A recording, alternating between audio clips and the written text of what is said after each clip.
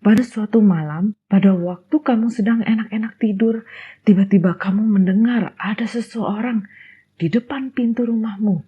Tok, tok, tok. Wah, siapa dia ya? Tok, tok, tok. Biarin aja ah. Paling sebentar lagi dia juga pergi. Tidur aja lah. Pura-pura tidak dengar. Tok, tok, tok. Tok, tok, tok. Siapa ini? Tok, tok, tok. Aduh, akhirnya walaupun kamu dengan merasa berat hati, akhirnya bangkit juga dari tempat tidur dan kamu pelan-pelan mulai mengintip dari jendela.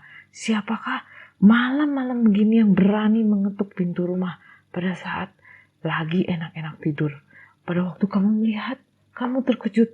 Ternyata dia temanmu yang sangat dekat denganmu tinggal di sebelah rumahmu. Akhirnya kamu membuka pintu dan mulai bertanya, ada apa ya? Dan dia berkata, bolehkah aku meminjam 3 buah roti darimu? Hah? Malam-malam begini kamu masih mau makan roti? Bukan aku, tetapi aku sedang kedatangan tamu dari jauh.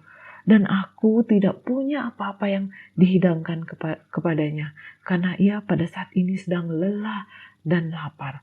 Nah, seandainya ini terjadi kepadamu, apa yang akan kamu lakukan? Apakah kamu akan memberikan dia roti atau tidak? Nah, ternyata di dalam Alkitab ada loh cerita ini dituliskan di dalam Lukas 11 ayat 5 sampai 13. Di situ menceritakan tentang Tuhan Yesus yang menceritakan tentang perumpamaan. Perumpamaan tentang apa?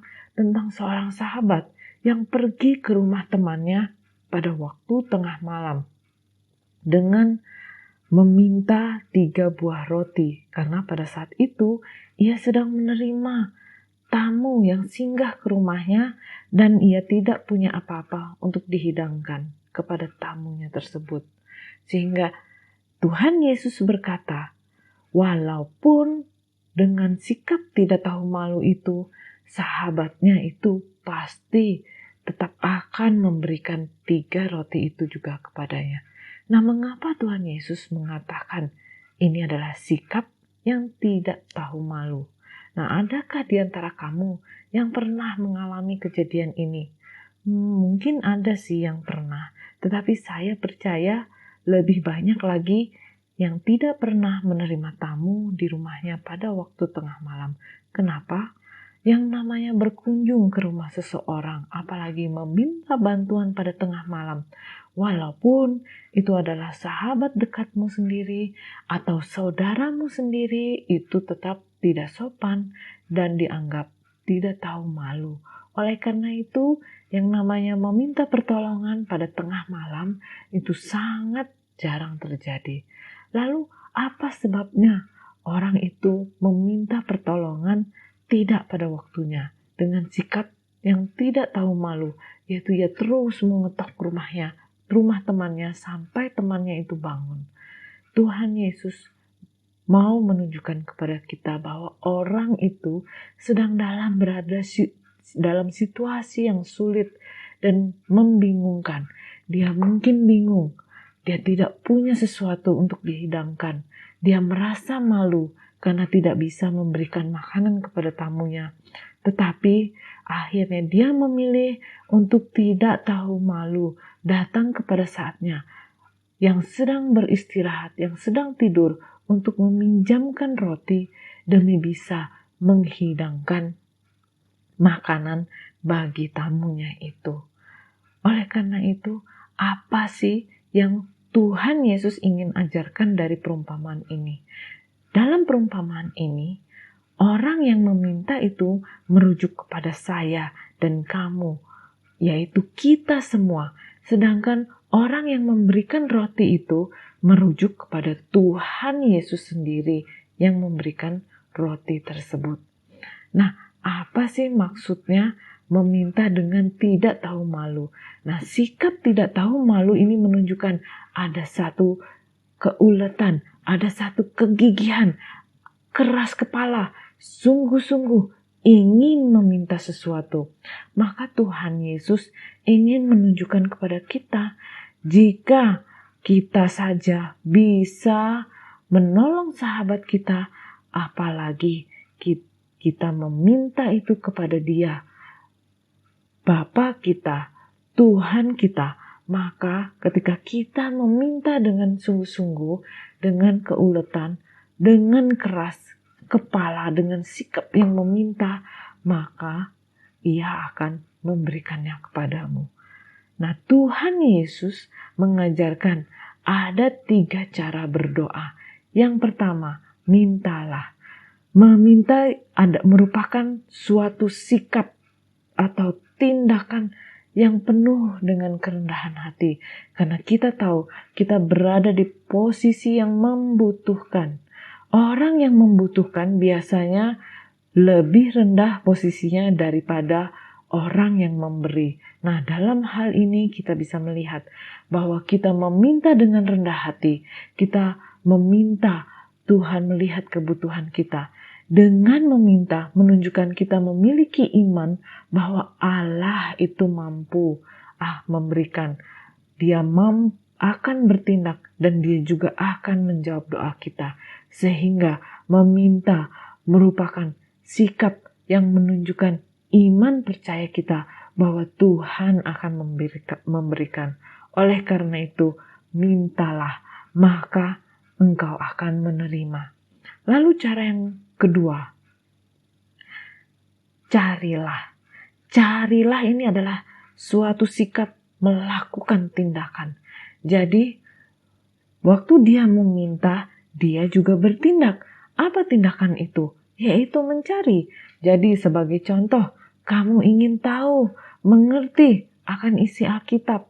Maka yang perlu kamu lakukan adalah kamu membuka Alkitab, lalu membacanya, kamu belajar. Jika kamu tidak mengerti, kemudian kamu bisa bertanya kepada orang-orang yang lebih mengerti daripada kamu.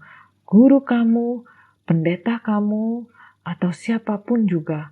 Lalu kamu juga mendengarkan firman Tuhan, kamu datang beribadah, atau kamu mendengarkan khotbah-khotbah, dan yang lebih utama daripada itu adalah kamu melakukan apa yang diperintahkan oleh Alkitab. Maka Alkitab berkata, orang yang mencari, maka dia akan mendapatkannya. Lalu cara yang ketiga, yaitu mengetok. Nah, setelah tadi meminta, lalu kita melakukan tindakan dengan mencari, maka mengetok ini merupakan sikap bertahan. Apa itu bertahan?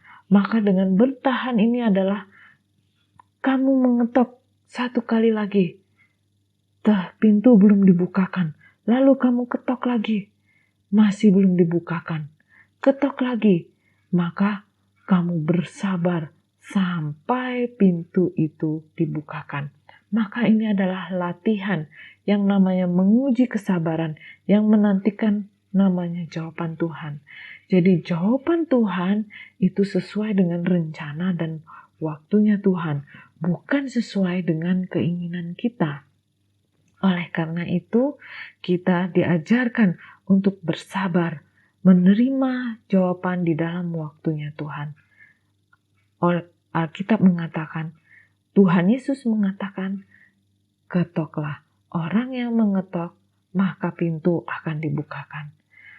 Namun, kita harus ingat bahwa perumpamaan ini bukan mengajarkan kita boleh berdoa atau meminta dengan sikap tidak tahu malu dan tidak sopan kepada Tuhan. Yang kedua, tidak juga mengajarkan bahwa kita bisa melelahkan Tuhan dengan doa yang sama terus-menerus. Yang ketiga, tidak juga mengajarkan bahwa Tuhan itu adalah sahabatmu yang bisa tidak kamu hormati, yang bisa kamu anggap remeh. Tetapi perumpamaan ini mau mengajarkan bahwa jika sahabatmu akan menolongmu, terlebih lagi Bapa Ia akan memberikan, sangat mau menolongmu, memberikan apa yang engkau butuhkan.